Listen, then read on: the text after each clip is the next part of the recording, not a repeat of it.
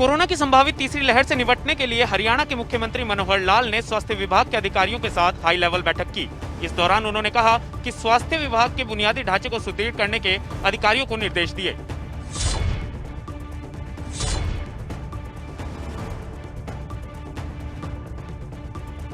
देश में कोरोना संक्रमण की तीसरी वेव के आने की आशंका जताई गई। इस चेतावनी को गंभीरता से लेते हुए सरकार तीसरी लहर से निपटने की तैयारियों में जुट गई है। इसी के चलते हरियाणा के मुख्यमंत्री मनोहर लाल ने चंडीगढ़ में स्वास्थ्य विभाग के अधिकारियों के साथ हाई लेवल मीटिंग की। बैठक के दौरान स्वास्थ्य मंत्री अनिल विज भी मौजूद रहे। बैठक में कोरोना की तीसरी वेव से निपटने की तैयारियों को लेकर ब्यौरा दिया गया। साथ ही मुख्यमंत्री ने स्वास्थ्य विभाग के अधिकारियों को राज्य में स्वास्थ्य के बुनियादी ढांचे को सुदृढ़ करने के निर्देश दिए हैं। इस बैठक में कोरोना की तीसरी वेव पर मंथन किया गया। राज्य में स्वास्थ्य के बुनियादी ढांचे को सुदृढ़ करने के निर्देश दिए गए। कोविड-19 के उपचार के लिए किसी भी उपकरण या दवा की कमी न हो, इसे सुनिश्चित करने को कहा गया है। अस्पतालों में ऑक्सीजन सिलेंडर और कंसंट्रेटर की उपलब्धता सुनिश्चित हो। अस्पतालों में आईसीयू बेड, वेंटिलेटर बेड और ऑक्सीजन युक्त बेड की उपलब्धता सुनिश्चित की जा रही है। वहीं बैठक में निर्देश दिया गया कि स्वास्थ्य विभाग में डॉक्टर्स, नर्स और पैरामेडिकल स्टाफ की भर्ती की प्रक्रिया को तेज किया जाएगा। मुख्यमंत्री मनोहर लाल ने अधिकारियों को निर्देश दिए हैं कि राज्य के लोगों को बेहतर स्वास्थ्य सेवाएं सुनिश्चित करना सरकार की प्राथमिकता है। वहीं कोविड पीडियाट्रिक मामलों के संबंध में चिंता व्यक्त करते हुए मुख्यमंत्री ने स्वास्थ्य विभाग के अधिकारियों को कहा कि इन मामलों के इलाज के लिए आवश्यक स्वास्थ्य के बुनियादी ढांचे का पता लगाया जाए और उसके अनुसार आवश्यक व्यवस्थाएं की जाएं। बहरहाल कोरोना की तीसरी वेव को लेकर शासन प्रशासन पूरी तरह से तैयारियों में जुटा हुआ है। स्वास्थ्य विभाग को सुदृढ़ करने के लिए स्वास्थ्य विभाग की ओर से लगातार दिशा निर्देश दिए जा रहे हैं। इनेलो सुप्रीमो ओम प्रकाश चौटाला पूरी तरह से जेल से आजाद हो गए हैं और इसके साथ ही वो अब अपने समर्थकों में जान फूंकने का काम करेंगे। दरअसल ओपी चौटाला की रिहाई हरियाणा की राजनीति में एक बहुत ही खास घटनाक्रम है। ये है हरियाणा के वरिष्ठ नेता ओपी चौटाला।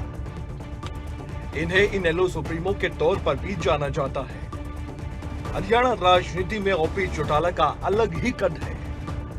ओम प्रकाश चौटाला राजनीति को अच्छे से समझते हैं, लेकिन अपने सत्ता सुख के दिनों में हुई कुछ गलतियों का खामियाजा ओपी चौटाला को जेल में जाकर भुगतना पड़ा।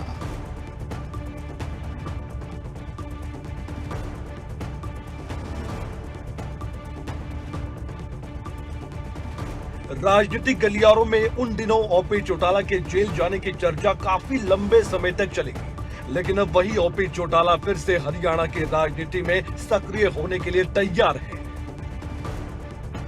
जी हां, हरियाणा के पूर्व मुख्यमंत्री और इंडियन नेशनल लोकदल के राष्ट्रीय अध्यक्ष ओम प्रकाश चौटाला जेबीटी भर्ती घोटाले में सजा पूरी होने पर अब तिहाड़ जेल से आजाद हो गए हैं। हालांकि ओपी चौटाला कोरोना महामारी की वजह से पहले से ही जेल से बाहर थे और उनकी सजा 23 जून को पूरी हो चुकी थी, लेकिन उनकी रिहाई की औपचारिकताएं पूरी नहीं हुई थी। इसलिए सभी कागजी कार्रवाई को पूरा करने के लिए शुक्रवार के दिन ओपी चौटाला तिहाड़ जेल से औपचारिक तौर पर अब आजाद है। अब एक सवाल ये भी है कि जब ओपी चौटाला की सजा 10 साल की थी, तो 10 साल पूरे होने से पहले ओपी चौटाला कैसे जेल से बाहर आ सकते हैं? तो इसका भी जवाब जानिए। दरअसल ओपी चौटाला की जेबीटी भर्ती घोटाले मामले में 10 साल की सजा विशेष छूट के साथ पूरी हुई है। ओपी चौटाला कोरोना महामारी के कारण करीब 1.25 साल से जेल से बाहर ही थे। सुप्रीम कोर्ट ने ही सजा के मामले में दिशा निर्देश जारी किए थे। जेलों में भीड़ को कम करने के लिए निर्देश के तहत ओपी चौटाला जेल से बाहर ही थे। इसको देखते हुए राज्य सरकारों ने अपने अपने नियम बनाए थे। दिल्ली सरकार ने स्पेशल रिमिशन का एक नियम बनाया था। इसके तहत 10 साल की सजा के 9.5 साल पूरे कर चुके व्यक्तियों को छोड़ने का भी प्रावधान रखा गया था। जेल के एक लंबे संघर्ष के बाद ओपी चौटाला अब अपने समर्थकों के बीच में होंगे। और हाल फिलहाल की अगर हम राजनीतिक बातें करें तो लगातार यही देखने को मिल रहा है कि अन्य पार्टियों के मुकाबले इनेलो काफी पीछे छूट गई है। अब उम्मीद जताई जा रही है कि ओपी चौटाला की रिहाई के बाद इनेलो में एक नई जान फूंकी जाएगी। इनेलो कार्यकर्ताओं के साथ ही अभय चौटाला भी काफी उत्साहित नजर आ रहे हैं। जींद जिला प्रशासन ने कोरोना की संभावित तीसरी लहर से निपटने के लिए तैयारियां शुरू कर दी हैं। नरवाना में अब एक नया ऑक्सीजन प्लांट तैयार किया गया है। कोरोना की दूसरी लहर खतरनाक साबित हुई। इलाज और ऑक्सीजन को लेकर जो परेशानी लोगों को झेलनी पड़ी, वो परिस्थिति इस बार ना बने, इसको लेकर संभावित कोरोना की तीसरी लहर से निपटने की तैयारियां की जा रही हैं। जींद में जिला प्रशासन ने युद्ध स्तर पर तैयारियां शुरू कर दी हैं। जिला प्रशासन के सहयोग से नरवाना में नया ऑक्सीजन प्लांट बनकर तैयार हो चुका है। ये प्लांट प्रतिदिन 1 मीट्रिक टन ऑक्सीजन का उत्पादन करेगा। वहीं जिला उद्योग केंद्र की डिप्टी डायरेक्टर नीलिमा ने प्लांट को लेकर जानकारी दी। हरियाणा के अंदर निजी क्षेत्र में उद्योगों को बढ़ावा देने के लिए सरकार ने कई पॉलिसीज भी बनाई है और उनके लिए लगातार प्रयासरत रहने को हमें दिशा निर्देश दिए गए हैं। इसी की दिशा में प्रयास करते हुए जिला प्रशासन की तरफ से सहयोग पाते हुए स्पेशली हमें हमारे director general of industries and commerce doctor Saket Kumar ji व जिला प्रशासन के डीसी साहब डॉक्टर आदित्य दहिया जी व डीएमसी डॉक्टर संजय बिश्नोई जी के लगातार निर्देशन में इस प्लांट को सक्सेस करने में हम पहुँचे हैं। आज इसे सक्सेस कर पाए हैं। जिला उद्योग केंद्र की डिप्टी डायरेक्टर नीलिमा का कहना है कि कोई भी व्यक्ति या फिर कोई संस्था ऑक्सीजन प्लांट स्थापित करवा सकता है। सर, ये प्लांट हमारा 1 MT पर डे इसकी कैपेसिटी है। मैन्युफैक्चरिंग प्लांट है, ये oxygen air generated manufacturing oxygen plant है, जिसके अंदर अगर हमें ज़रूरत पड़ी तो इसको विदिन ए वीक या 10 डेज में 2 MT पर डे तक भी बढ़ाया जा सकता है इसकी कैपेसिटी को। जैसा कि स्वास्थ्य विभाग में लगातार पीछे कोरोना टाइम में हमें पता है कि 3 से 4 MT डेली पर डे की रिक्वायरमेंट यहाँ ऑक्सीजन की रही है, कई बार 5 MT तक भी गई है। तो उसी ज़रूरत को महसूस करते हुए कि एक प्लांट क्यों ना हम अपने यहाँ लगाएं, जिससे कि कुछ हद तक हम इस जो सिचुएशन है इसको अंडर कंट्रोल कर सकें। निश्चित तौर पर आम लोगों को इस ऑक्सीजन प्लांट का फायदा होगा, साथ ही साथ उद्योगों को भी बढ़ावा मिलेगा। वहीं अब व्यवसायियों को दूसरी जगह पर ऑक्सीजन लेने के लिए नहीं जाना पड़ेगा। यमुनानगर से एक बार फिर इंसानियत को शर्मसार कर देने वाला मामला सामने आया है, जहां पड़ोस में ही रहने वाले एक युवक ने 8 साल की मासूम को अपनी हवस का शिकार बनाया। आज एक और बच्ची की दर्द भरी चीखें दीवारों के पीछे दब गई। ये रोंगटे खड़े कर देने वाला शर्मनाक मामला यमुनानगर से सामने आया है। महज 8 साल की उम्र में जब बच्ची दुनिया को ठीक से समझ भी नहीं पाई थी, उसे दरिंदगी का शिकार बना लिया गया और इस घटना को अंजाम पड़ोस में रहने वाले शख्स ने दिया, जिसे वो अंकल बोलती थी। जिस शख्स पर बच्ची भरोसा कर उसका कहना भी मानती थी, उसी ने फायदा उठाते हुए बच्ची को बहाने से बुलाया और फिर उसके साथ दुष्कर्म किया। इसका मुझसे पहले फोन आया था कि ऐसे हमारे लड़की के साथ गलत काम किया है। हम मौके पर गए वहाँ और जाके पता कि देख लो वाकई था। उस लड़की को वहाँ सिविल हॉस्पिटल ट्रॉमा सेंटर में भर्ती कराया गया था। उन्होंने कुछ देर ट्रीटमेंट करने के बाद उसको सिविल हॉस्पिटल जगाधरी में रेफर कर दिया था। तो अब वो उस लड़की को डॉक्टरों ने ट्रीटमेंट देने के बाद पीछे चंडीगढ़ रेफर कर दिया गया है। बाकी सुबह जाकर देखते हैं लड़की की हालत कैसी होगी। नहीं, फिलहाल कैसी हालत है? फिलहाल हालत उसकी कहा नहीं जा सकता। दरअसल वारदात का पता उस समय चला जब बच्ची खून से लथपथ रोते हुए घर पर पहुंची थी, जिसके बाद परिजनों ने पुलिस को मामले की सूचना दी। लड़की रोती रोती घर पे आई थी जब पता लगा उनको। सर, पुलिस क्या कार्रवाई करी? किस धारा में मामला दर्ज किया जा रहा है? पुलिस कार्रवाई कर रही है। अपनी एसएचओ साहब हमारी साथ में थी, सोमवती जी, उन्होंने सारा अपने सामने करवाया उनका वहाँ पे जगाधरी सिविल हॉस्पिटल में और वहाँ ट्रॉमा सेंटर में भी, और साथ में हमारी सब इंस्पेक्टर थी थाने की। उन्होंने पूरा अपने सामने जो है पर्चा दर्ज किया पॉक्सो एक्ट में सेक्शन 6 में और 376 AB में। बाकी लड़की बयान देने के एवज में हो जाएगी, उसके बाद जो है एक 8 साल की मासूम के साथ कैसे कोई घिनौनी वारदात को अंजाम दे सकता है? ये वाकई में शर्मनाक है। इस तरह की घटनाएं किसी भी इंसान से विश्वास उठा देती हैं। फिलहाल बच्ची की मां की शिकायत के आधार पर पुलिस ने आरोपी के खिलाफ मामला दर्ज कर लिया है और पुलिस का कहना है कि जल्द ही आरोपी को गिरफ्तार कर लिया जाएगा। चरखी दादरी में दहेज प्रताड़ना से परेशान एक महिला ने फांसी का फंदा लगाकर आत्महत्या कर ली।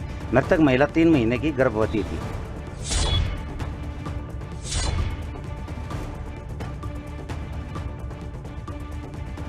न जाने कितनी बेटियां दहेज की बलि चढ़ेंगी, न जाने कितने परिवार अपनी दुलारी को यूं ही खो देंगे। दहेज प्रथा वाकई में एक ऐसी कुप्रथा है जिसने कई परिवारों से उनकी बेटियां ही छीन ली। आज हमारा समाज पढ़ा लिखा तो जरूर हो चुका है, लेकिन लोगों की सोच में आज भी बदलाव नहीं आया है।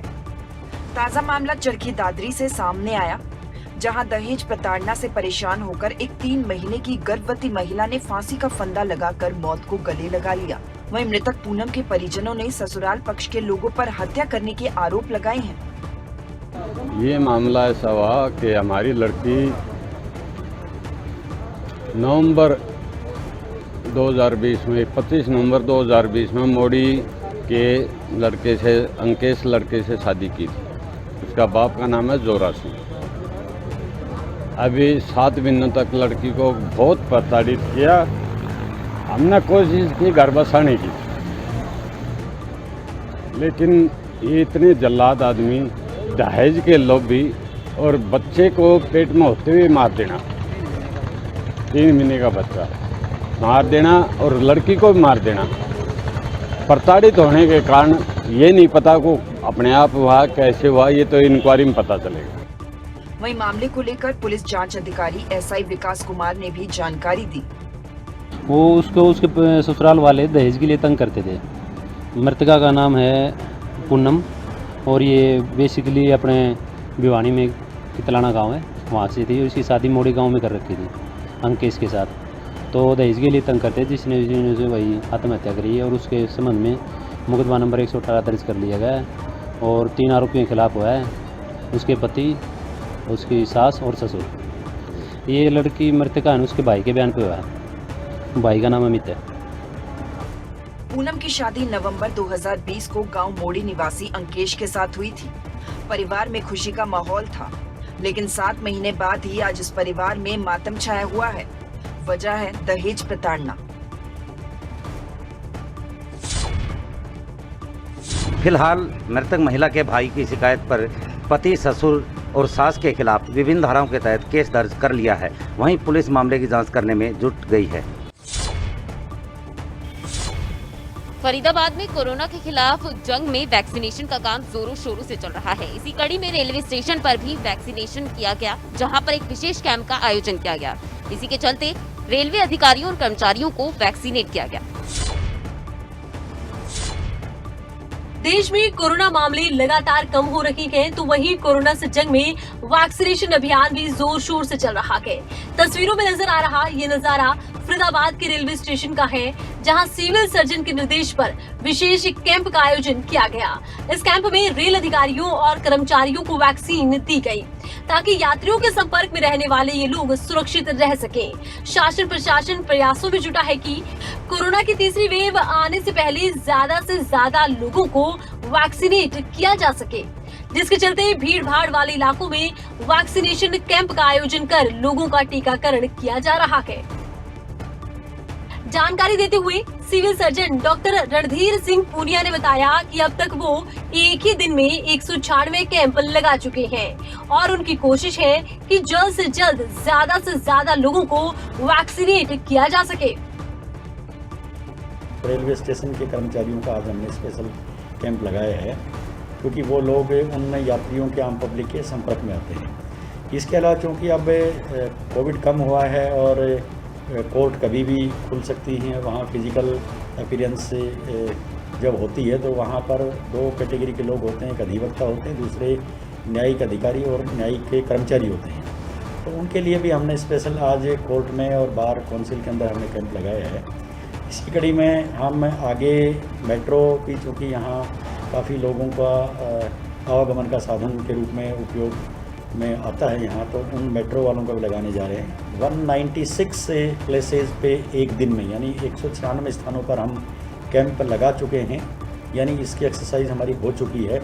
तो हम इतने कैपेबल हमारा विभाग है और इनके हमारे कर्मचारी अधिकारी हैं कि 200 से अधिक स्थानों पर भी एक दिन में हम कैंप लगा सकते हैं। As per the availability of the vaccine हम ज़रूरत पड़ने पे इन संख्या को और भी बढ़ा सकते हैं। वहीं रेलवे स्टेशन पर चल रही वैक्सीनेशन कैंप के दौरान स्टेशन अधीक्षक A.K. गोयल ने बताया कि जैसा कोरोना का माहौल चल रहा है और डेल्टा प्लस का खतरा बना हुआ है, ऐसे में ज्यादा से ज्यादा वैक्सीनेशन होने से ही बीमारी का खतरा कम होगा और देश सुरक्षित रहेगा। आज हमारे यहाँ प्रशासन की तरफ से वैक्सीनेशन कैंप का आयोजन किया गया है और जिसमें 250 लोगों को वैक्सीनेशन के लिए बुलाया है और हमारे पे 250 डोजेज आई हैं और वो वहाँ पे लगाई जाए। और जो भी हमारे प्रशासन की तरफ से आदेश मिलते हैं उनको हम प्रॉपर फॉलो करते हैं। और आप देख ही रहे हैं कि लोग वैक्सीन लगवा रहे हैं और लगवा के उनको बाकायदा बिठा के आराम करवा के ही चला जा रहा है। हमारी तो यही है जी, जैसा कोरोना का माहौल चल रहा है, आगे डेल्टा का माहौल बता रहे हैं, तो इसमें जितने लोगों को जल्द से जल्द वैक्सीन मिल जाए उनकी उतनी इम्यूनिटी बढ़ेगी और हमारे देश के नागरिक सुरक्षित रहेंगे। कोरोना की तीसरी लहर से निपटने के लिए शासन प्रशासन की कोशिश कामयाब होती नजर आ रही है। जिले में कुल 8.5 लाख लोगों को वैक्सीनेट किया जा चुका है, जिसके लिए विशेष कैंप का आयोजन भी किया जा रहा है। सिरसा में एक महिला का हाई वोल्टेज ड्रामा देखने को मिला। बरनाला रोड पर डीसी रेजिडेंस के नजदीक एक महिला सड़क के बीचों बीच लेट गई और पुलिस पर कार्रवाई न करने का आरोप लगाते हुए न्याय की मांग करने लगी।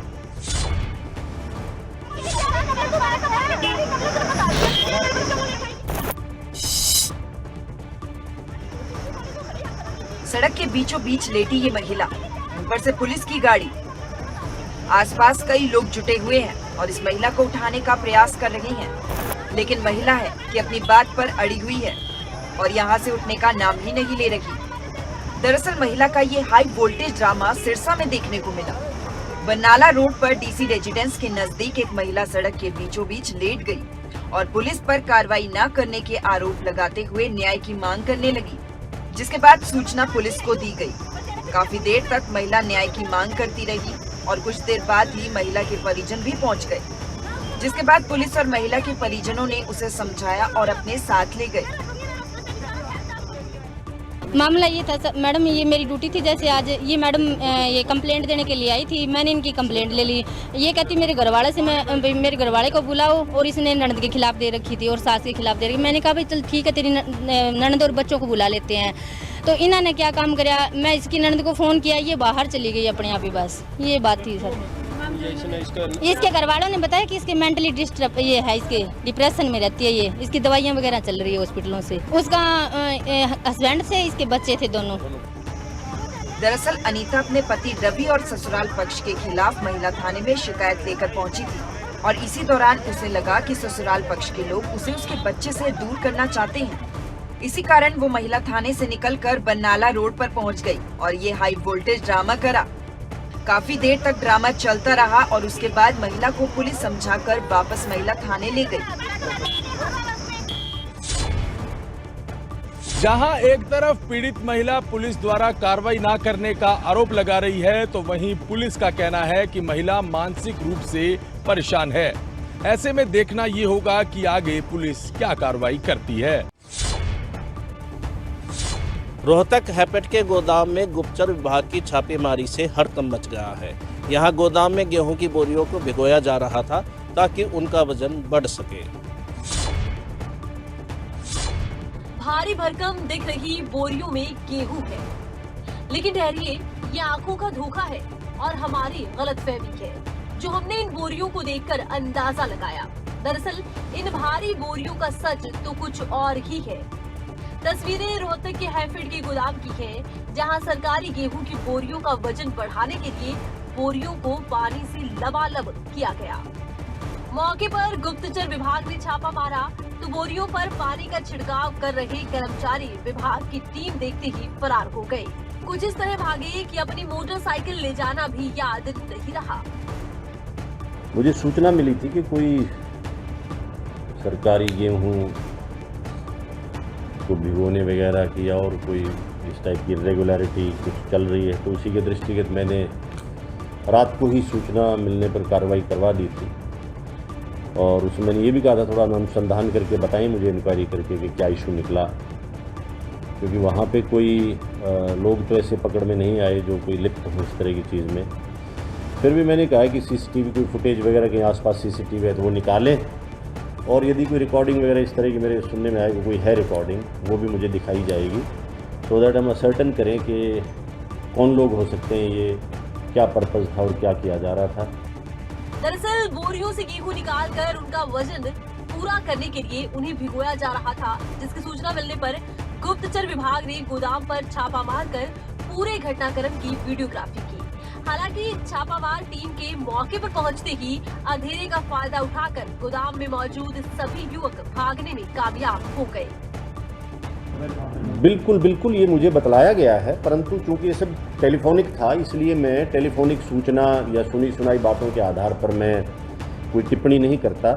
जब तक कि मेरे पास ब्लैक एंड वाइट में लिखित रिपोर्ट नहीं आ जाएगी, तो मैं उससे पहले कोई बहुत ही आधिकारिक टिप्पणी, कोई कमिटेड स्टेटमेंट मैं नहीं करना चाहता। बट यस, मेरे को ये मालूम है कि कुछ है, इसलिए मैंने उसकी जांच शुरू करवा दी है और सीएम फ्लाइंग के पास है ये मामला। अभी देखते हैं क्या बनता है।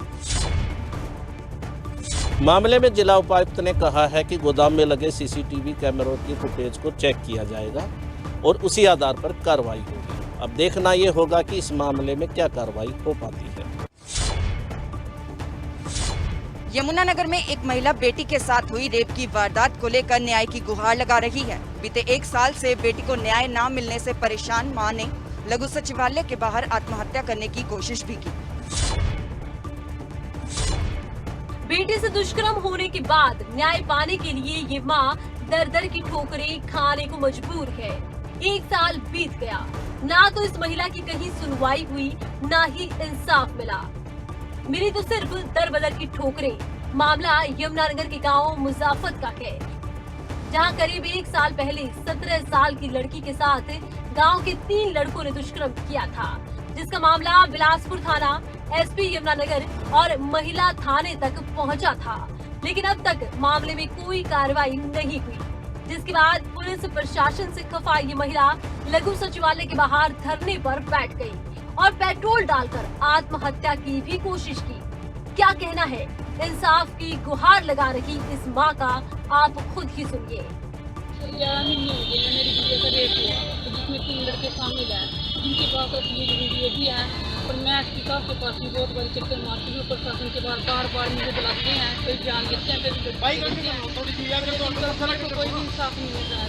और लड़की दूसरी बात यह है कि लड़का गिरफ्तार नहीं है, जब इसमें सारा कुछ मेडिकल भी हुआ, सारा कुछ क्लियर है सब कुछ, तो लेकिन वो लड़का गिरफ्तार नहीं करता है। धमकी देती है, रात को 12-12 बजे तक मेरे पास फोन आते हैं, कभी कभी कोई टोपी के लेके बैठे हैं, जब मेरे घर पे आ जाते हैं तभी मेरे को मारने की धमकी दे रहे हैं। ये कंप्रोमाइज कर लिया, उठा ले, मेरे को पैसे रहता है भी तू पैसा ले ले और उठा ले। पुलिस वाले भी मेरे को पास है, जितनी मेरी बात वीडियो है और मैंने एसपी साहब को दिखाई भी है, उनको सुनाई है, मैं एसपी साहब के पास भी गई है और मैंने प्रशासन को बोला है कि ये मैंने उनकी रिकॉर्डिंग भी करी भी है, उनकी फोटो भी है मेरे पास, जो मेरे को कहता है कि तू पैसे ले ले और समझौता कर लिया। और मैंने बार यही बात, ये लोग जो दोषी कहना है तो वो मेरे को कहते हैं कि या तो समझौता कर ले, पैसे ले ले। और फिर जब मैं मना करती हूँ, मेरे को इज्जत किया, मेरे को इंसाफ किया, सर मैं इंसाफ मांगती हूँ। वहीं जैसे कि पुलिस प्रशासन को पीड़ित महिला की धरने पर बैठने की सूचना मिली, तो तुरंत ही पुलिस प्रशासन के आला अधिकारी मौके पर पहुंचे और कड़ी मशक्कत के बाद महिला को मनाने में पुलिस सफल रही। बच्ची के साथ रेप हुआ है, उसमें जो आरोपी है वो अभी पकड़ने नहीं आया, पुलिस ने उसको पकड़ने के लिए मांग करी है। काफ़ी टाइम हो गया, 1 साल पुराना मुकदमा हो गया, तो ये प्रशासन को बड़ा लगाने आएगा, इसको जल्दी पकड़ेगा। तो उसका आश्वासन दिया कि आप एसपी साहब से मिलाने के लिए चलेगा, तो जल्दी उसमें उसको गिरफ्तार करेंगे। फिलहाल पुलिस ने मामला दर्ज कर लिया है और जांच शुरू कर दी है। लेकिन अब देखना होगा कि इस मां को कब न्याय मिलता है और कब तक आरोपियों की गिरफ्तारी की जाती है।